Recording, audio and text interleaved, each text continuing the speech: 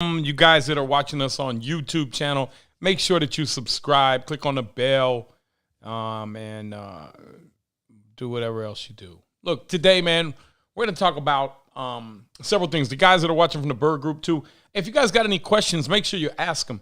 I want to jump in, and I want to just, yeah, where are you guys watching from? But that's just a generic question to get you to respond.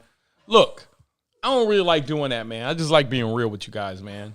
So it helps the algorithm. It helps the algorithm. So yeah, there you go. Helps the algorithm. That's good. It's not generic. It kind of is. So look, guys, I want to tell you, man, why the Burr method. Everybody says, well, should I sell or should I do the Burr? So you guys seen the Burr that we did in 14-day renovation, rented day 18, $125 above our target. 3 doors down from there was a house that just went on the market like the same day we bought that house, February 26th. It went on the market for $145. Matt, can you pull that up and show it to him? Or can you do that in Facebook? I don't know, or YouTube. I got you. Which one are we doing? Golfway. Golfway. Well, okay. That thing just went pending. We just seen what it sold for, and it wasn't even renovated. $168.5. But it listed at $145. So ours is probably worth $200. We're in it for $106. Would you say probably, Matt, $190 to $200 is what ours worth? Oh yeah. He has no idea. He's a social media guy. I'm social media, but comparing to that house, that house, there you go. So look, man, I got a building, and guys, remember, I started off with single family homes, and that's why I want to give back to you guys, man. I've made a lot of money doing the Burr method. Yeah, you can show that house to them. Show them theirs and show them ours, and then show them what they listed that one for, and then show them what it actually sold for. We're just going straight to Zillow. Yeah, do whatever you do. And so I don't think I got any pictures of it on Zillow. But look, here is why you want to own property and do the Burr method. Because I've explained this before. A lot of you guys may not have heard it. But let's say that you do the system that we're going to come out with. It's the $1 million mistake. I got a video about it. First year you do 2 properties, then 4, then 6, then 8, then 10. That's 30 properties over 5 years. Let's say you make about $40,000 in gross profit off of the flip. Well, you have still realtor fees, your holding costs. You're going to have to hold it longer than if you just rented it. Your landscaping cost, your seller concessions that you usually pay. So let's say you walk away with out of the $40,000, $25,000 times 30. $750,000, and let's say you're able to capture 70% of that. You're walking away with $525,000 over 5 years, which isn't horrible, but again, it's dead. After that, you still got to go work. That's $100,000 a year, basically. You got to go work. You got to go do more. So you're not getting any real closer to your goal. The reason the Burr method is so effective is because you don't have to buy the property and wait 5 or 10 years for it to appreciate so that you can pull some money back out to go do another one.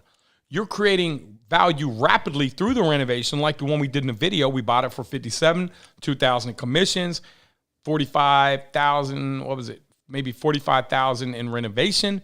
Our all-in cost was $106. It's worth $175 conservatively. We're going to go back to the bank. We're pulling out $130. So we're pulling out, pay our investors back their $106. We got all their capital back. We're going to use their capital to do the next deal. And then we have another $24,000 to put with it, and we don't have to pay any taxes.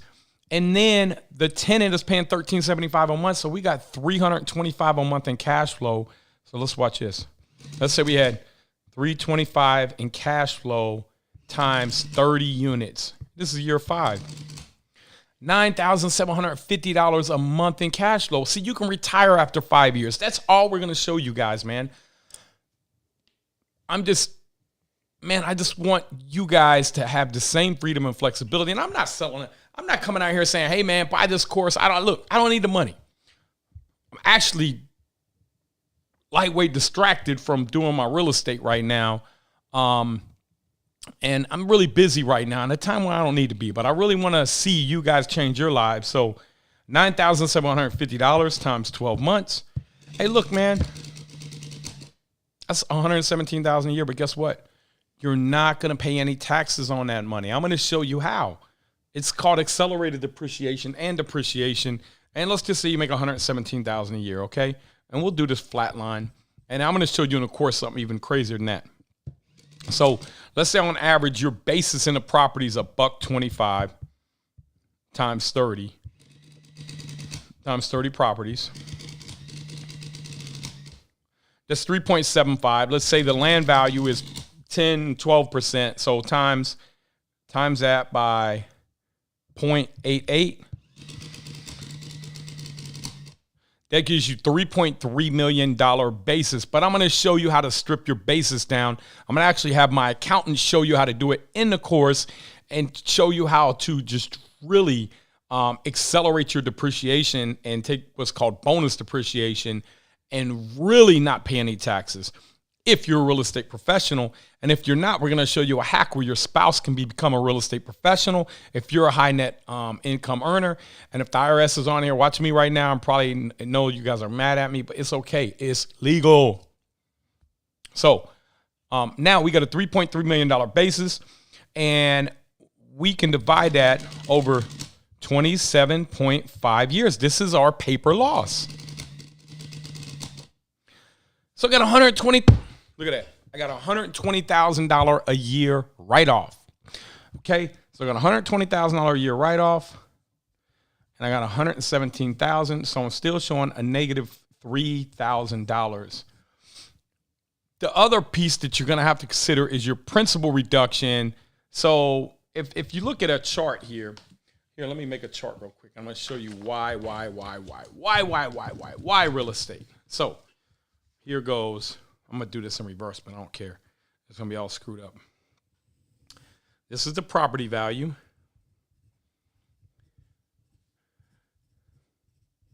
This is the amount you owe. And this is your rent. So look, property value is going up. Your rent's going up, and the amount you owe is going down. Why wouldn't you want to own a whole bunch of them? Why do you want to sell them off? Because when you do this correctly, you're able to do the BRRRR method and get all of your cash back out of the deals, man. And that's how I was able to scale quickly, creating vertical integration on every step, every process. So we became vertically integrated everywhere where we saw inefficiencies. And right now, one of the things where we have huge inefficiencies, and me and Devontae were talking about it yesterday, I said, you know what, man? We cannot find an extermination company that's worth of crap. So I'm probably going to start an extermination company. Hire one guy, go around, do all our stuff, not so we can save money, but so we can make sure we're servicing our tenants correctly. In the process, we'll probably save a few dollars, but that is not the goal. The goal is to make sure, why are we going in units that we bought 3 months ago that still have roaches in them, and we've been paying an extermination company. We don't argue with them. They say, hey, here's how much it is. And we got different, so sometimes you do it out of necessity and not to save money, but ultimately it really should save you money as well. You're controlling the whole process. So guys, what questions do you got about this right here, man? This is why I don't want you to sell your property off. I got a property going to market. What's today? Tuesday? I got a property going to market tomorrow. Price guidance on it is 7 to 7.2 million. Paid 1.2 million for it back in 2013. So guys, why am I selling it? Why not just go do cash out refi? Because it served its purpose for me. I'm ready to scale, get something bigger. And here's what that means. Out of that, we've invested more capital to get it up and running. And then 24 of the units aren't mine and my partner Mike's. We don't have equity in those. So out of that 7 million, we're going to take home 5 point something million. And we owe about 2 million on the property, maybe 1.82 million. So let me flip this phone over. So we're going to walk away with 4 million. And let's say that 4 million sitting there getting me a 15% return right now. 15% cash on cash, which we have no cash in it, but it's getting me a 15% return. My equity is. So let's say we take that 4 million and we take it and we go leverage it and go buy a $20 million property. Well, now I'm going to go buy a $20 million property. This is how you make money. And this is when you decide when you want to scale up. $20 million property, bank's going to say, we want you to put 20% down. Or I could even leverage it further, and I could go out to a private equity group and say, hey, I want to partner with you guys, and I'm only going to put up 15% of the equity, which would be 15% of the 4 million would only be 600,000. So I could leverage it even further. Then I could create hurdle rates. But I don't want to get you guys into any of that right now. I want you to stay focused on the BRRRR method. And probably in 2 years, I'm going to come out with a course once some of you guys start becoming millionaires from doing the course. Because some of you guys will become millionaires within a year. Some of you guys 2 years. Some of you guys, it'll take the whole 5 years. And some of you guys will just have to continue to try to motivate you to believe in yourself, and every day seek solutions so that you can push through. But so let's say I do a $20 million property and the bank's going to finance 80% of that. I bought a property that makes 6.5% return, 6.5 cap. And there was some guy on YouTube that was, I just didn't understand my videos. But so let's say we push that 6.5% return to an 8% return. What that means is that through value add and rents, that property is not giving us a 6.5% return anymore. It's giving an 8%. It's an 8% return unleveraged. So what that means is we picked up 1.5 points. But since we got leverage on that 1.5 points, we got 4-to-1 leverage, which is an 80% financing, 20, 40, 60, 80. We put up 1, which means we got that 1.5 times 4, which is 6. We got a 6% increase on our cash on cash. So keep that in mind. We're going to increase it 6%, but currently we bought it at 6.5%. So we got 6% that we increased the value. We got 6.5 that we're getting on our 20% that we put down. And then the bank is going to loan us the money at 4.5. So we're getting 4-to-1 leverage on that again. Remember, we're getting 6.5 on ours because the deal is 6.5. We're getting 2, 4, 6, 8. We're getting 2 points off the bank's money 4 times over ours, which is going to be 8 plus 16 plus 6, 12, 18, 19, 20.5% cash on cash. So you see what I did? I increased my position to sell this property from where I was making 15% and I owned $6 or $7 million worth of property or $5 million worth of property at 15%.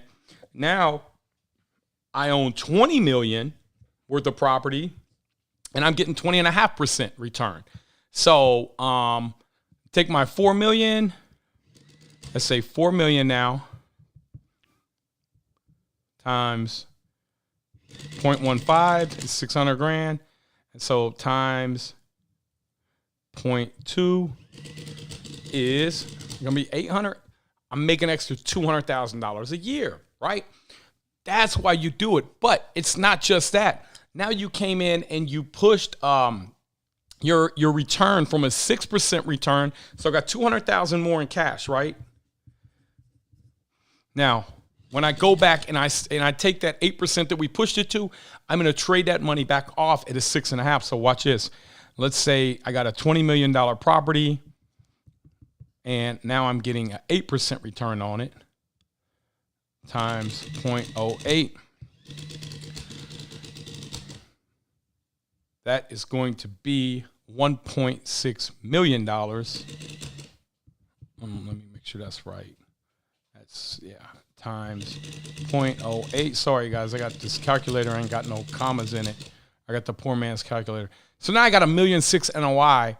And before it would have been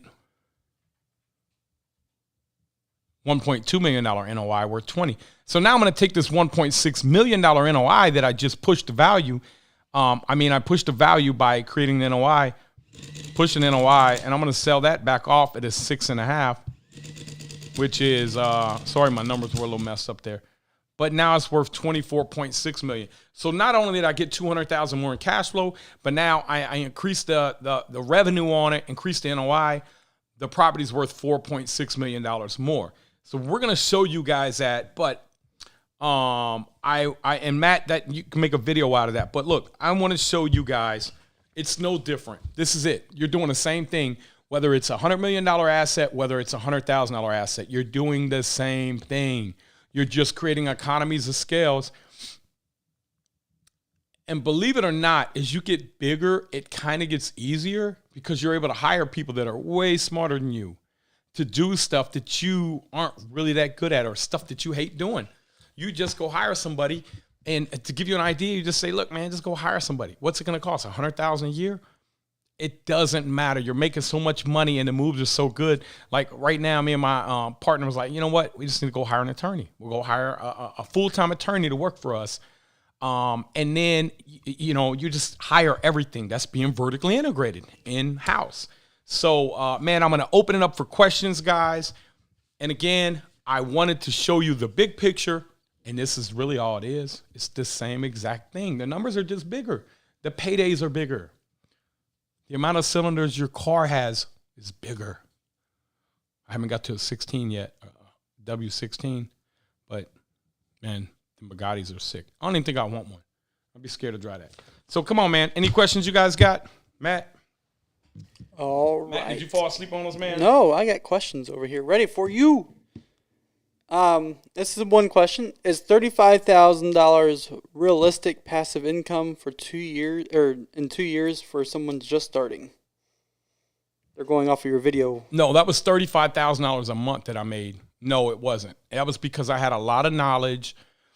And no, it's not realistic. But is it doable? Yes, but you have to think really big and you have to learn really quick and you have to learn to syndicate capital. But no, I'm gonna be honest with you, that's not. I say I was already a millionaire before. Once you become a millionaire, it's easy to be a millionaire again because you know what it takes.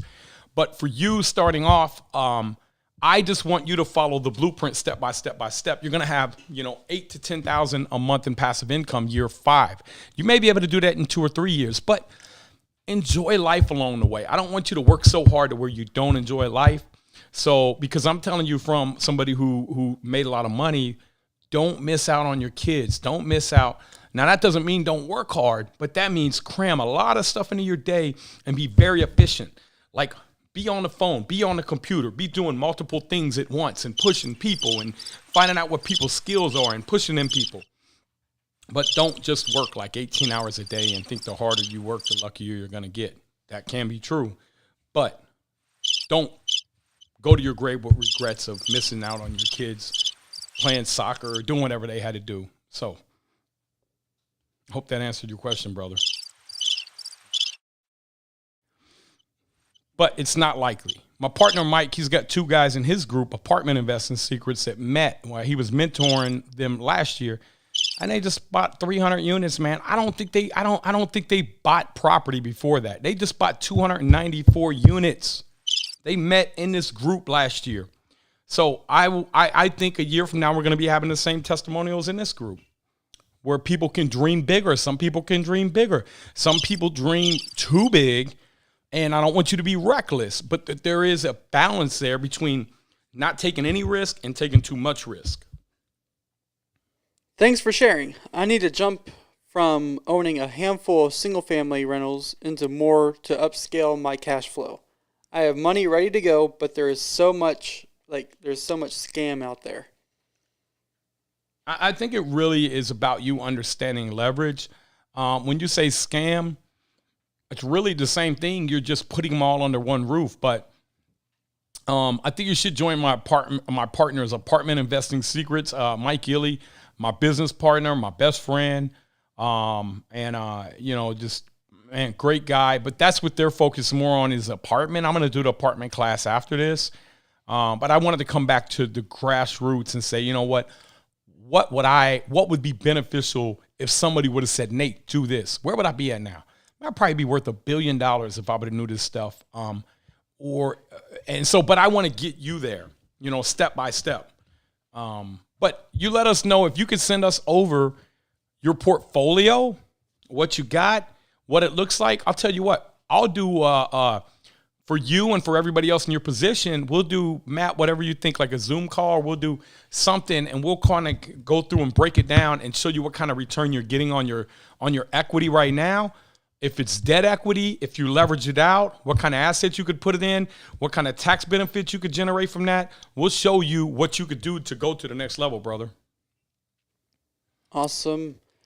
Are you leveraging with 1031 or what they were talking about with that last thing? No, I've never used a 1031. A lot of people do 1031s.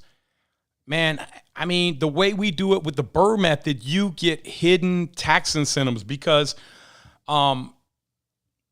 you're able to take a lot of the stuff that you're putting in and you're able to expense it. So you're coming in with a lot more. If you just buy a typical building, you can't say, well, I put in all new carpet, I want to expense that year one. I'm doing all new paint, I want to expense that year one.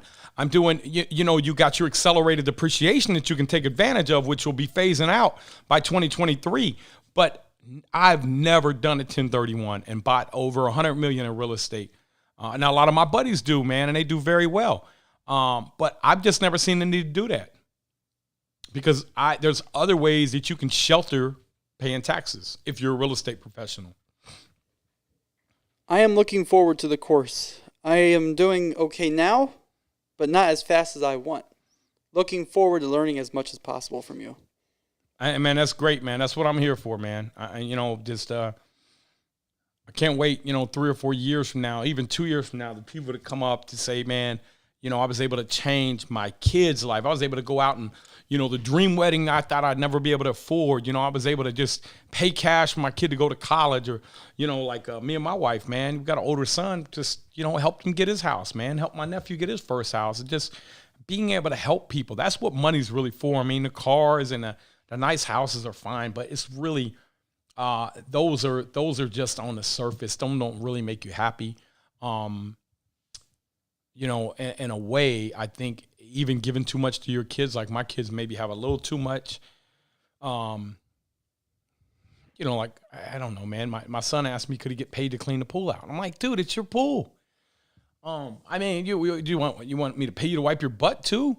So you get kids, man, that don't have that hustle and desire. But that's, I think, what you want to do is spoil them. But that's really ultimately what you work for. And I ask for you guys, man. I'm giving back freely. I just ask that you guys give back to somebody else freely, man. We make this a better world than what it is right now. And, help level the playing field with the wealthy, with the haves and haves not.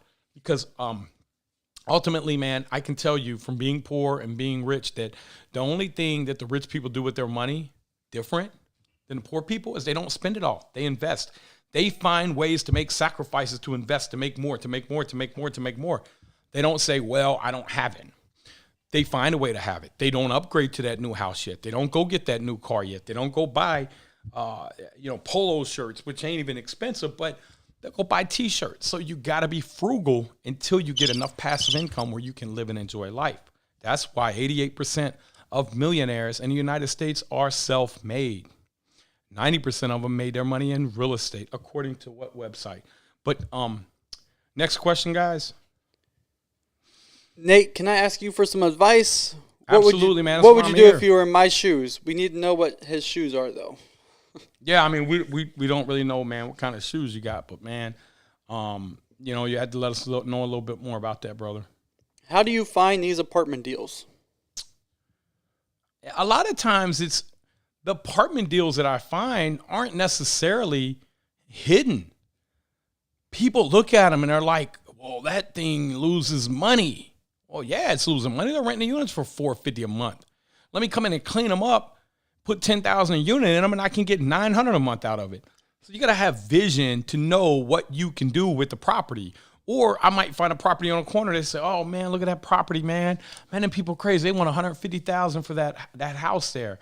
And I'll say, oh, man, hold on, man. It's $150 for that house. The one behind it I get for $100. The one over there I can get for $100. That's $350. Man, we can knock that down and sell that lot off for $1 million. So it's having the understanding, the keys, the insights on what something can become, and not going in with the mind saying, well, this is what it is, saying, what can I make it? What can it become? Because when you're pushing cash flow, for every dollar that you capture, watch this, $1, Let's say you're capturing 95% of that. That's your occupancy. Because see, your costs are already built in when you're doing apartments. Your costs are, if you're charging $800 a month or $1,200 a month, it's going to cost you the same to operate it.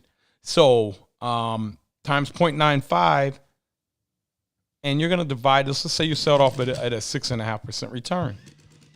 You took that $1 and sold it off for $14,615. $1, which was 95 cents. You sold off for $14,615. I mean, that's how you make a lot of. Wait, I'm sorry, it was $1. Hold on, man, I'm messing this all up. $1. Let's just say $1 divided by a 0.065. I'm screwing that all up. $15.38 is what you were able to sell the $1 off on. So it seems like a Ponzi scheme, but once you learn how money works, which is what we're going to show you how money works. Yes, money works a certain way, whether you like it or not. It's going to work that way. Doesn't matter how you feel about it. So you got to play the game. How or what should I do when I have several investors offering me $5,000, $10,000, $15,000, $20,000 to invest with me? How do I put together a deal with multiple investors? That's very tricky because you have SEC regulations and rules that I actually can tell you what we do, but I can't tell you how to do it. I'm not an attorney. So there's what's called a 506B and a 506C. That's a SEC regulatory form. With that, you have to have a subscription agreement, and you have to, the 506B is raising capital. It's kind of complicated. It's not something I can explain to you, but I can tell you maybe a simpler way to do it. And you might want to get with your attorney. What if you ask these people to partner with you on an LLC, and you guys are all partners, and then you use their cash to buy the property, cash, and then you guys renovate it, fix it up, and then go back to the bank and refinance it. You create a pool of like-minded individuals. You get sweat equity in the deal if you hit certain parameters, because what we tell our investors is, look, man, I'm not getting anything out of a deal until you get your preferred payment, which is a pref, which is, let's say yesterday, I was talking to one of my investors, yeah, you get a 6% pref, plus you're going to get ownership in the deal. Until he gets his pref, I'm working for free. Everything I'm doing, my computer is my gas, my time, my cell phones, everything. I ain't making no money. But that's how much I believe in myself, and I know I'm going to knock it out of the park. I have incentive to get it done quick, fast, and in a hurry. So my partner Mike is more showing them type of classes right now. So Apartment Investing Secrets, I will at a later date, but for the BRRRR method, I'm probably not going to. We'll have a class on that, but we're not going to get into syndicating $20 million because that's not where I want you guys to focus right now. I want you to have a core focus right now of getting to these 30 properties over 5 years, because then you will become a millionaire and have $100,000 a year in passive income. So great question. And we will have some stuff in the course about that. But if you want to syndicate big money, go to my partner's class. His website, Apartment Investing Secrets. I own a home, $800,000, and paid 50% of it. How can I buy a second home if my income is low? No. Well, what are they? Listen, guys, here's what I need you to understand. Everybody says when they go to the bank says, sorry, you're capped out, your debt to income ratio. You're buying a property that makes money. So if they're going to count the mortgage against you, they also need to count the income against you. So we have a preferred list of banks that we've been negotiating with, lenders. They're going to do what's called a DSCR loan, which is a debt service coverage ratio loan. It's not even going to show up on your credit. It's not this Fannie Freddie where you got to worry about the government. It's common sense lenders. We're going to have an affiliate link out hopefully in the next 30 days for you guys. And they're going to say, okay, here's your income. Here's what you do. You're going to present the property. You can say, look, here's my property. Here's how much money I need to renovate it. Here's how much it's going to be worth. It's going to be worth $200,000. I need to borrow $150,000 on it, right? That's 75%. If you don't have any experience, they might say, well, we'll go to 140. If you do have experience, they'll probably go to the 150, which is 75%. But they understand that the property is going to be rented out and it's going to make money for you. So they're not concerned with your money because they know that the tenant's going to pay the mortgage. I get that a lot of times, guys, and think about it like you're not just buying a building, you're buying something that is bringing in cash. You know, they say, how are you going to pay? You think when we go to buy big buildings, they look at our personal financials and say, man, how are you going to pay all this? No, they look at the building and say, oh, okay, we see it's a hotel, it brings in $4 million a year, and it's bringing 30% of that to the bottom line. That's $1.2 million. Debt service on it's $600,000. So there's still $600,000 left. We understand how you're going to pay us our $600,000. There's $1.2 million NOI. Can I burr in California? Yeah, you can burr anywhere, man. There's always properties that you can add value to. All you're doing is you're buying them property that's kind of run down. I mean, there's people that made billions of dollars burring in California. You're buying the worst property in the neighborhood. What's the guy's name on there? And what's his name? The lady on there that they do the flips all the time. Now think about instead of them flipping the property, what if they would have held on to them? They're in California, aren't they? They're in California. What you got to do is you got to find them areas. It is a little hard to cash flow in California, but if you can find the areas where you can cash flow, but the Midwest where I'm from and the down south and the rest of the country, except the really, really, really populous areas in California and on the East Coast, you can burr almost any of them areas. And some of them areas you can still burr, but the rents, sometimes what he's asking don't cover the mortgage. But you can still find areas like that. If not, find somebody in the Midwest to partner with. You know, we do syndications all the time. And from people from the West Coast, one of my good friends and partner, Daniel Ling, he's out of San Francisco, and he partners with us for the same reason because he can't get cash flow out there.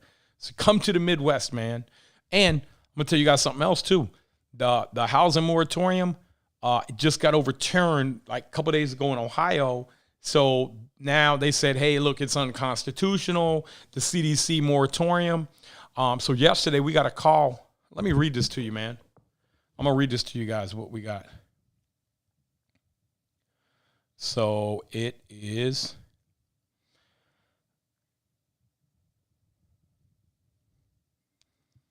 Okay, listen to this, guys. And I'm going to redact some information.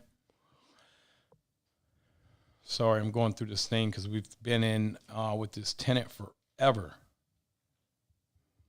Okay, so go ahead. Next question, man. I'll find this and I'll jump back to this. I don't want to hold you guys up. All right, just a quick question for your course for newbies.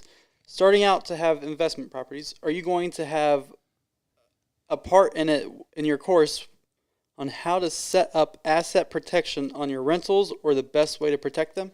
Oh, yeah, absolutely. Listen, man. I'm going to have everything in there for you guys, man. I'm even going to have this, we're going to have this booklet that has everything in there. It's going to show you, man, it's going to have everything. There's not going to be like, oh, you can get this edition. No, this everything, man. This is it right here. We're not holding anything back. Not holding anything back, man. And I'm not even trying to make money. I'm going to get this to you cheaper than ever, man.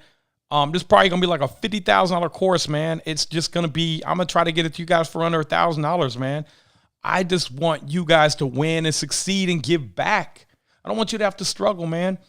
Let me see if I can find this real quick, though. What's the next? Comparing the other courses, this course is going... It's going to be all the other courses combined into one.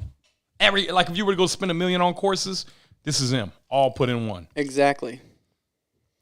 And Matt will tell you, like, I tell him, like, hey, man, I ain't doing that.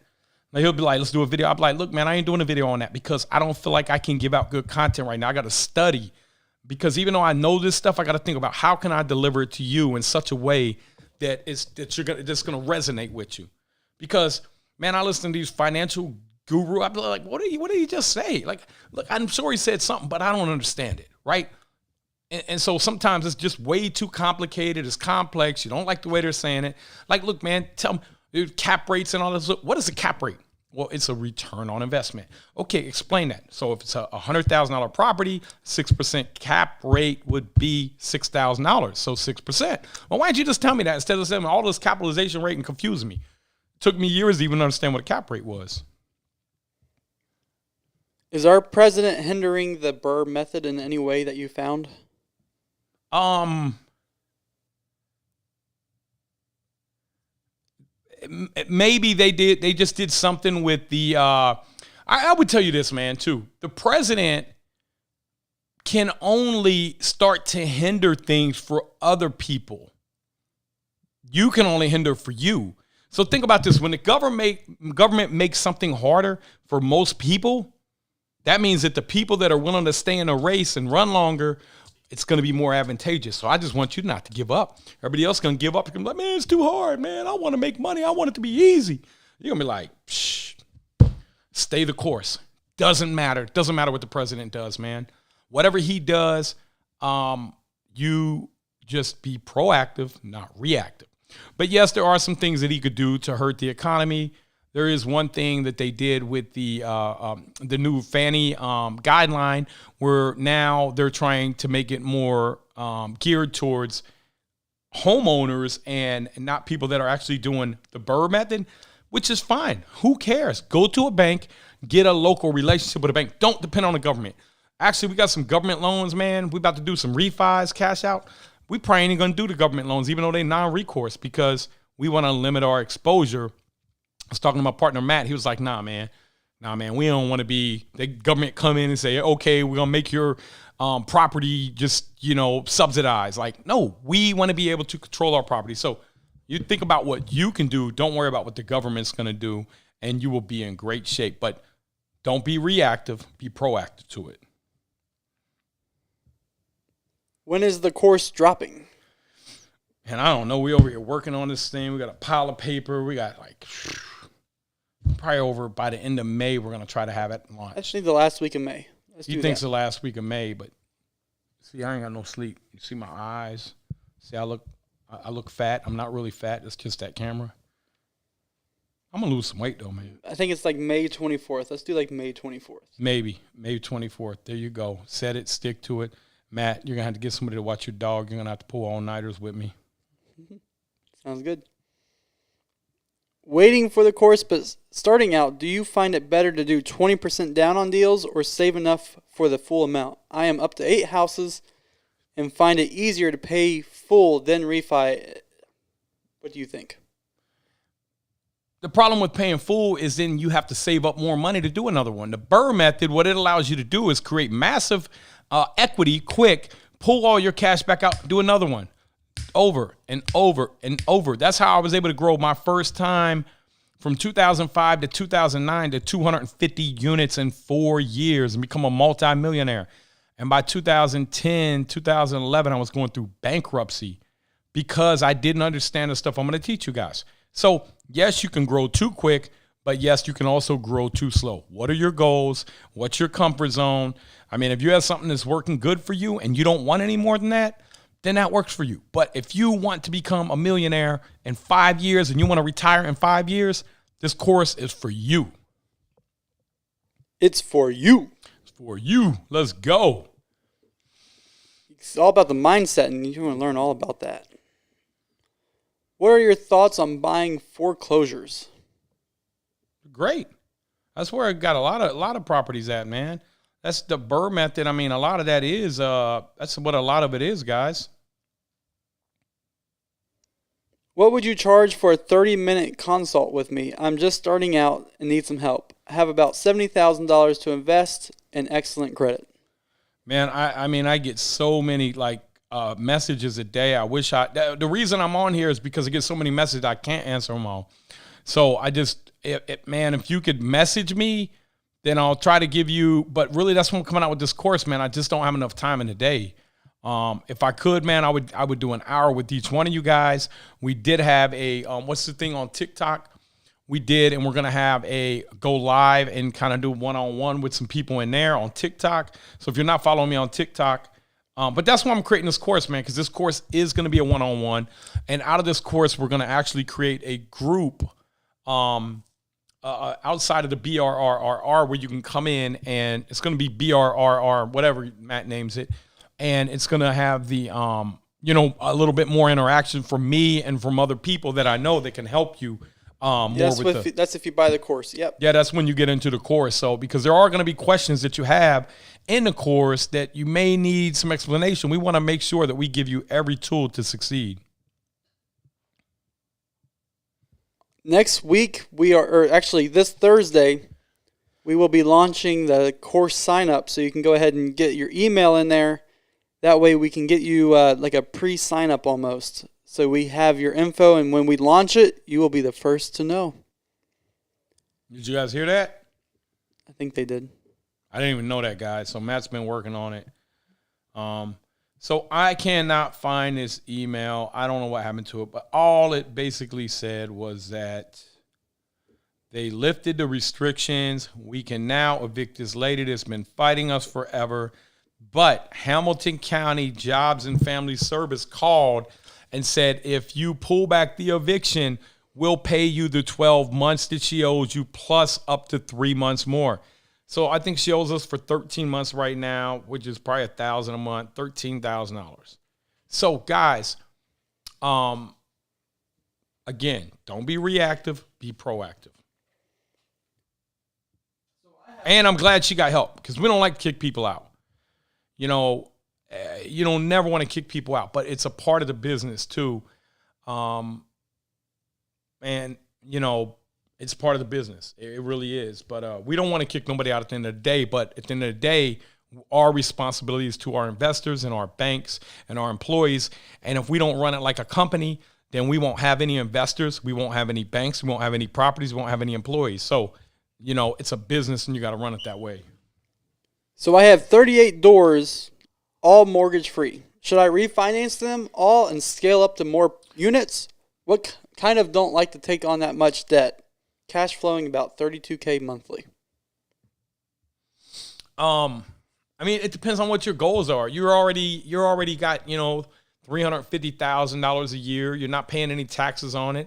But the one thing you are doing is you're burning through all your depreciation, and all that depreciation is going to be used up in 27 and a half years. And then what's going to happen is all that money is going to be taxable. So if you go, and let's say, look, guys, he has 32,000. Watch this. I'll tell you about how much equity he probably has. 32,000 times 12. That's 384.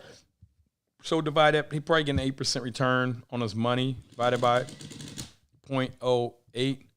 So you probably got about, depending on the market, $4 to $5 million worth of property. So if you were to take that let's say 4.8 million is the number I came up with. Let's say you were to take that and leverage that at 75%. Okay. So now you got 3.6 million. And instead of you getting 8% on your money because you own it free and clear, you're going to take that 3.6 million. You're going to go put that on a payment. You're going to go buy about $15 million worth of property. Now you just went from owning 4 million, 5 million to $20 million worth of property.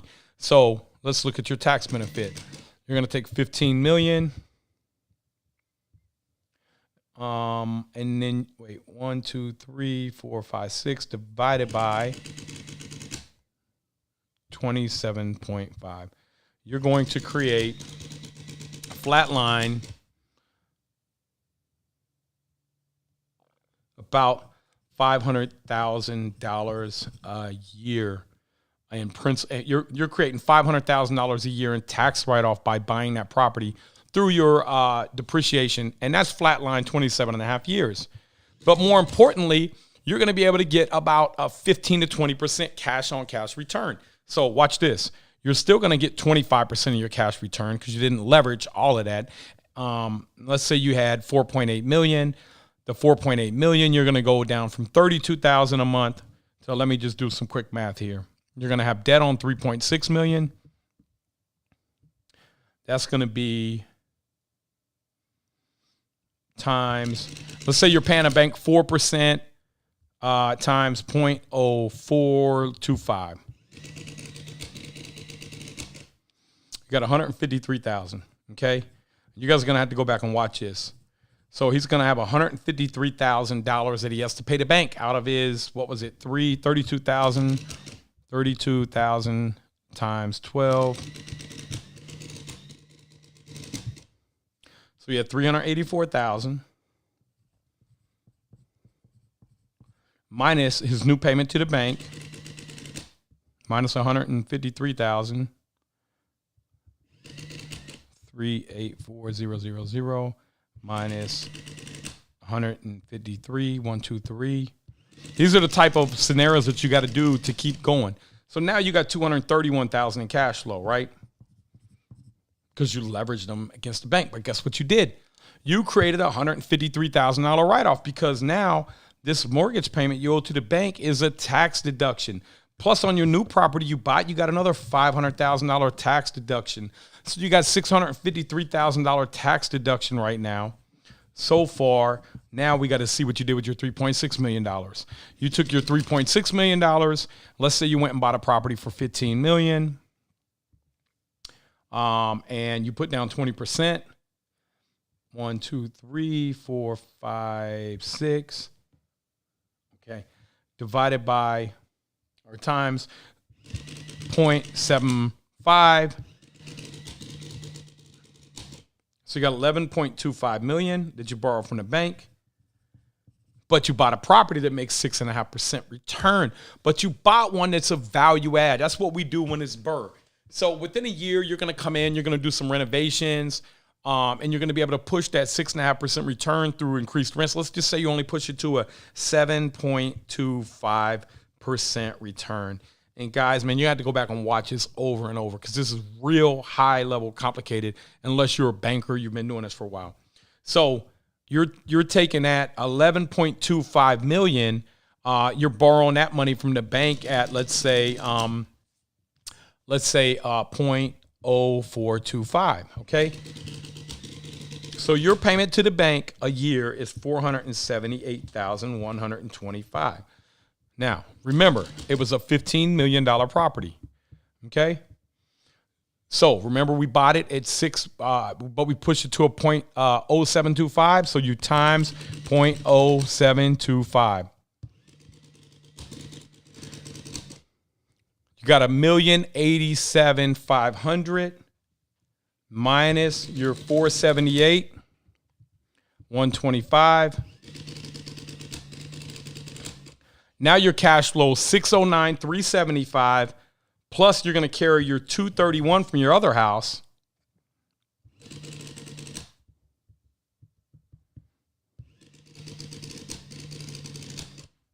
Now you got 840,000 a year in cash flow. Instead of 32,000 a month, you're going to divide that by 12. You got 70,000 a month, right? But wait, there's more. You got $70,000 a month instead of $32,000.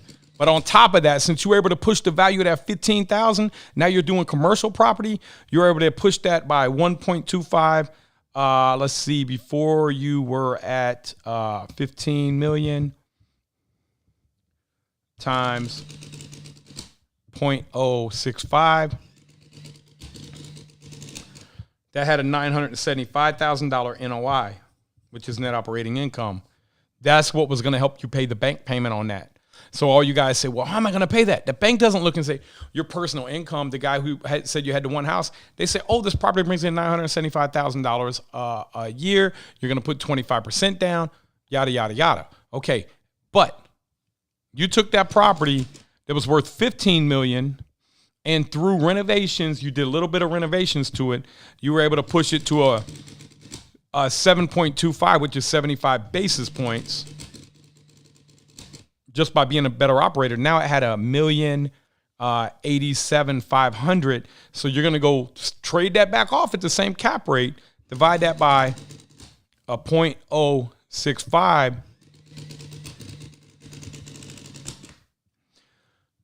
Property's now worth $16.7 million. So let's say you had to put $300,000 in it. You made $1.7 million in increased value. And let's say you had to put 300 back in it to clean it up a little bit. You made a net 1.4 million, plus your cash flows up to $800 plus $1,000 a year. So you got to make that decision ultimately, but that's the power of leverage. And that's how you keep stepping up. But if you got $32,000 a month and you're comfortable and you've made it, man, it's up to you, man. You got to make that decision personally for what you want out of life, because ultimately this stuff here is a grind. You're going to have to jump back in.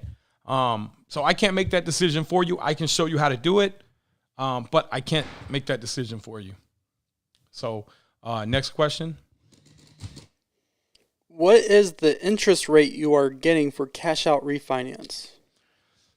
They're going to be somewhere between the groups that we're working at. I mean, unless you go with the government or local bank, they're going to be somewhere in that between that 4.25% and 6.5%, depending on your how much you're pulling out, depending on how long they've been seasoned, and depending on if you don't want it to show up on your credit and your experience. So that's what we're getting.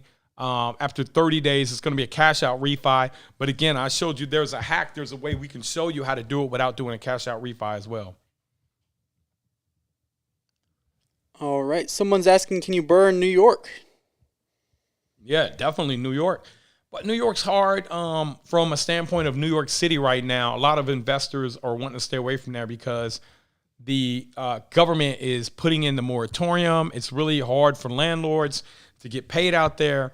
So there's a perception, I don't own there, at least in New York City, there's a perception that money is fleeing there and doesn't want to be there.